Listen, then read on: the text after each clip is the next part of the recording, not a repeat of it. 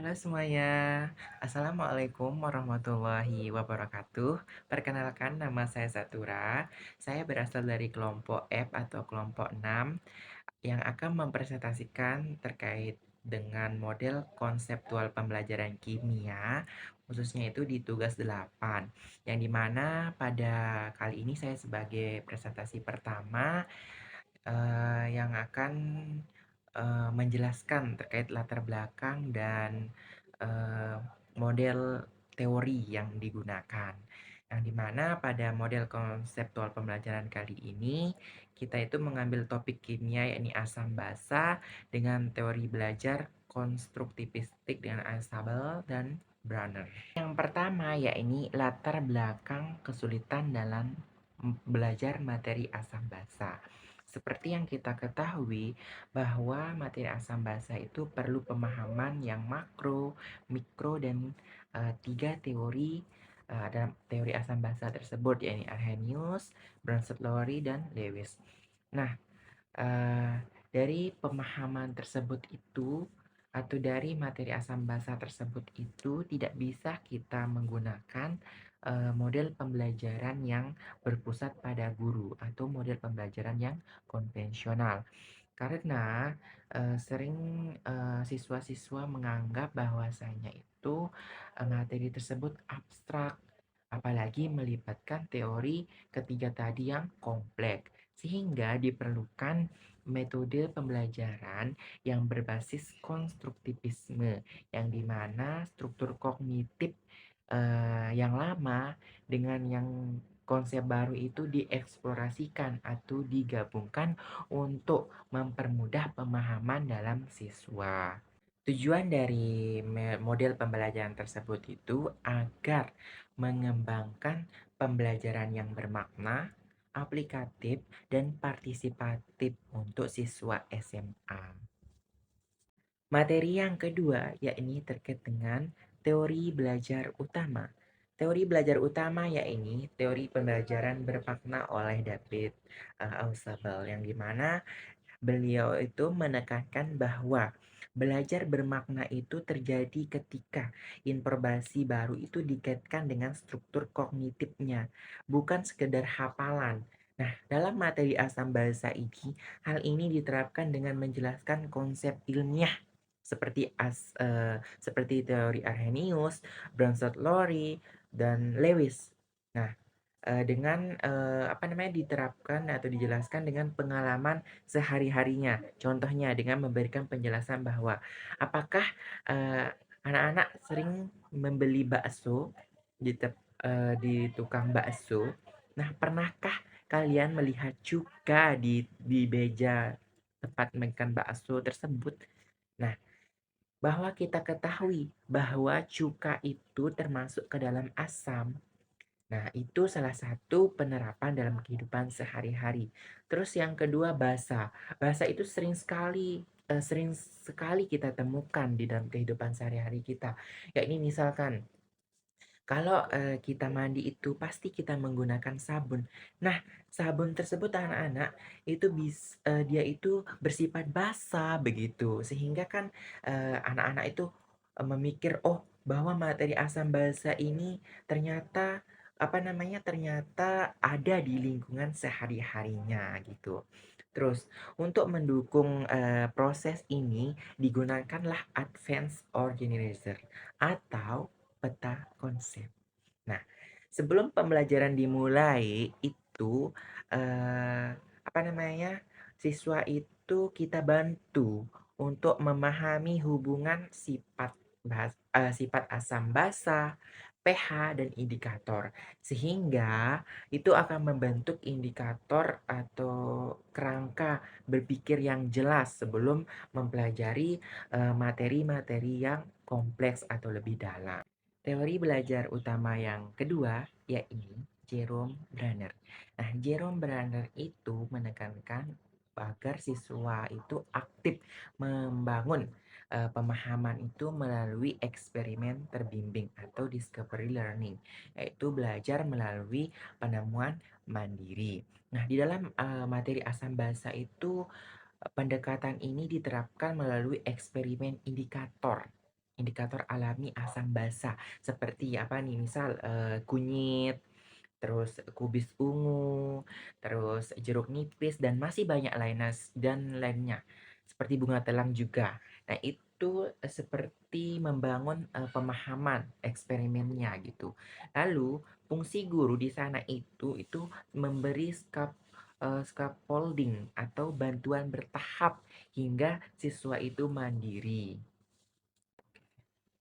Tujuan dari teori belajar oleh Jerome Brenner itu agar siswa itu memahami konsep asam basa tersebut melalui pengalaman langsung, bahwasanya asam basa tersebut ada di sekitar kehidupan kita sehari-hari.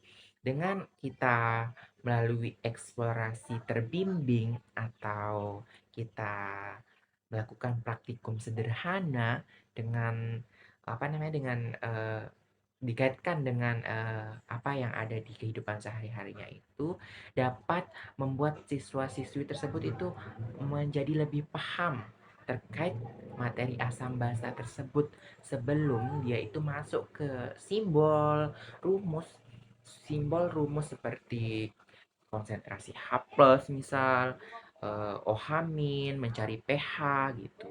Nah, dengan kita mengenalkan di kehidupan sehari-hari kita, siswa-siswa tersebut itu dapat memahami secara apa namanya, secara mendalam gitu, sebelum dia masuk ke simbolik maupun rumus. Nah, itu saja yang dapat saya sampaikan sebagai pemateri pertama. Mohon maaf ada apa namanya, ada kesalahan atau kekurangan. Presentasi selanjutnya akan dilanjutkan oleh teman saya. Terima kasih. Baik, perkenalkan nama saya Putri Meliana dengan akhiran NIM 072. Baik teman-teman, di sini saya akan menjelaskan tentang materi karakteristik kognitif pada kelas 10 tentang materi asam basa berdasarkan artikel yang sudah saya dapatkan. Jadi, secara teori perkembangan kognitif biasa, peserta didik usia 15-17 tahun berada pada tahap operasional formal sehingga telah mampu berpikir secara abstrak. Namun, berdasarkan artikel tersebut, pada praktiknya peserta didik masih memerlukan hal-hal konkret terlebih dahulu untuk memahami konsep asam basa. Contohnya, melalui pengamatan indikator, praktikum titrasi, atau pengukuran pH secara langsung. Oleh karena itu, implikasi dalam pembelajaran adalah guru tidak dapat langsung menyajikan rumus. Pembelajaran harus dimulai dari yang konkret menuju yang abstrak. Misalnya, mengajak peserta didik mengamati perubahan warna pada lakmus di cuka dan sabun terlebih dahulu. Kemudian diarahkan menuju konsep Ka, Kb, dan perhitungan pH. Materi juga perlu dikaitkan dengan pengetahuan prasyarat yang telah dikuasai seperti konsep larutan dan reaksi kimia. Selanjutnya, pada aspek sosial dan emosional terdapat 3 poin utama berdasarkan artikel tersebut. Pertama, motivasi. Motivasi intrinsik peserta didik akan muncul apabila materi yang diajarkan dekat dengan kehidupan sehari-hari. Contohnya, membahas pH darat saat berolahraga, fenomena hujan asam, atau proses netralisasi air oleh PDAM. Kedua, keingintahuan. Rasa ingin tahu, peserta didik SMA memiliki kecenderungan untuk mengeksplorasi. Oleh sebab itu, model discovery learning sesuai diterapkan agar peserta didik dapat menemukan sendiri konsep asam basa melalui kegiatan percobaan. Ketiga, implikasinya bagi guru. Pembelajaran sebaiknya dimulai dari konteks yang nyata yang menarik bagi peserta didik. Dalam hal penilaian, tidak hanya berfokus pada tes hafalan rumus, tetapi juga menilai proses berpikir peserta didik selama diskusi dan praktikum. Baik, di sini saya Retul Kadaria dengan NIM S1 MN02510032 akan melanjutkan presentasi di kelompok saya mengenai analisis karakteristik peserta didik teori kognitif, yang dimana Pada teori kognitif ini, anak yang berumur 15 sampai 17 tahun sudah mampu berpikir abstrak, namun membutuhkan representasional konkret seperti indikator, titrasi, dan pengukuran pH, yang dimana digunakan untuk pembelajaran yang konkret ke abstrak, lalu dikaitkan dengan pengetahuan seperti larutan, ikatan, maupun reaksi. Selanjutnya itu ada prinsip yang digunakan. Yang pertama itu ada adaptation organizer, yang dimana dengan adaptation organizer itu artinya mengaitkan materi baru dengan yang lama agar pemahaman siswa itu lebih mudah untuk berjalan dengan lancar. Yang kedua itu ada meaning learning atau pembelajaran yang bermakna, yang dimana arti dari meaning learning itu sendiri adalah agar siswa itu tidak hanya menghafal rumus misalkan, atau hanya menghafal konsep, tapi siswa itu bisa memahami apa arti dari konsep maupun rumus tersebut. Dan yang terakhir itu ada discovery learning, yang dimana dalam discovery learning ini siswa dituntut untuk mandiri dengan pertama itu guru menjelaskan atau memberikan satu contoh, dan selanjutnya akan dilanjutkan oleh siswa itu sendiri tanpa bantuan dari guru, namun akan melakukan suatu pengecekan oleh gurunya apakah ini sudah benar atau tidak. Mungkin hanya itu yang bisa saya sampaikan, akan dilanjutkan oleh teman saya. Baik, di sini saya Naila Alpinazara dengan NIM E1M025100110 akan melanjutkan presentasi dari rekan saya. Nah, pada bagian ini saya akan menjelaskan model konseptual pembelajaran yang dikembangkan untuk materi asam dan basa pada siswa SMA kelas 11. Nah, model ini disusun berdasarkan karakteristik peserta didik yang masih mengalami kesulitan dalam membedakan konsep asam dan basa serta menerapkan rumus pH. Selain itu, siswa cenderung lebih mudah memahami materi jika dikaitkan dengan pengalaman nyata di kehidupan sehari-hari. Dari sisi sosial emosional, siswa cenderung lebih pasif ketika pembelajaran hanya berupa ceramah, sehingga diperlukan pendekatan yang lebih aktif dan kolaboratif. Karena itu, model pembelajaran ini menggabungkan beberapa pendekatan utama, yaitu meaningful learning dari Ausubel, discovery learning dari Brunner, advanced organizer, dan problem-based learning.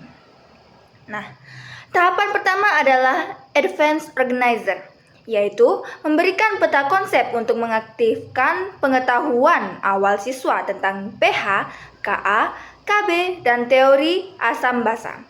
Tahap kedua adalah guided exploration, di mana siswa melakukan eksplorasi dan eksperimen terbimbing, seperti pengujian indikator alami dan titrasi sederhana. Selanjutnya masuk ke tahap analysis and discussion. Pada tahap ini, siswa menganalisis data hasil percobaan dan mendiskusikannya secara kelompok agar pemahaman konsep terbentuk secara aktif. Tahap berikutnya adalah formalization, yaitu siswa mulai merumuskan dan memahami konsep-konsep ilmiah seperti pH, Ka, Kb, dan titrasi secara lebih sistematis. Terakhir adalah real world application, yaitu penerapan konsep dalam konteks nyata, misalnya pada pH darah, hujan asam, air kolam renang, dan pengolahan air. Melalui tahapan tersebut, proses pembelajaran tidak hanya berfokus pada hafalan rumus, tetapi juga membantu siswa membangun pemahaman konseptual, keterampilan, proses sains, serta sikap ilmiah seperti teliti, kritis, dan objektif terhadap data. Mungkin cuma itu yang dapat saya sampaikan, selanjutnya akan dilanjutkan oleh rekan saya. Jadi di sini saya akan melanjutkan materi dari teman saya, yang dimana saya akan menjabarkan implikasi praktis.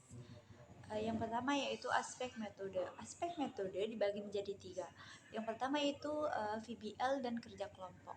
Menggunakan VBL untuk mengatasi siswa yang pasif dengan kasus nyata seperti pH air kolam renang atau hujan asam yang mereka pecahkan bersama tim. Yang kedua yaitu discover learning, mengajak siswa eksplorasi mandiri dengan bimbingan ringan, biar mereka bisa menemukan sendiri sifat asam basa dari indikator alami sebelum bahas skala pH. scaffolding atau bimbingan bertingkat, mulai dengan bantuan lengkap di percobaan, titrasi, dan room. Kedua yaitu aspek media. Aspek media dibagi menjadi 3. Yang pertama yaitu elevator organizer atau peta konsep, menggunakan alat bantu visual berupa peta konsep atau teori asam basa.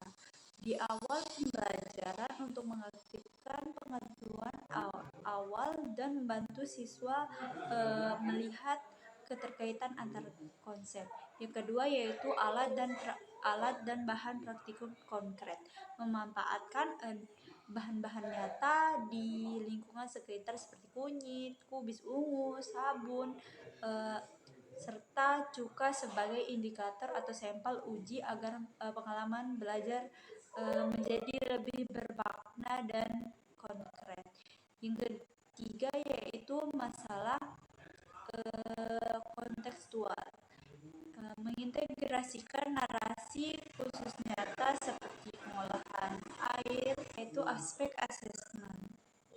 Aspek asesmen dibagi menjadi 3. Yang pertama yaitu asesmen formatif atau proses sains, pantauan kemampuan siswa merancang, menjalankan, dan menganalisis data eksperimen, titrasi, serta uji indikator melalui observasi dan catatan harian selama proses belajar.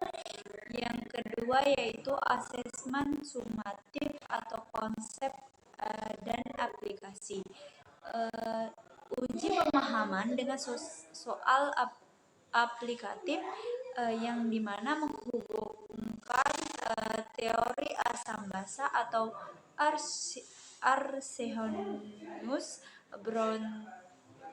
Bronsted, Lowry, Lewis ke fenomena nyata seperti tes akhir atau proyek. Yang ketiga yaitu penilaian sikap ilmiah, amati dan nilai sikap teliti, kritis,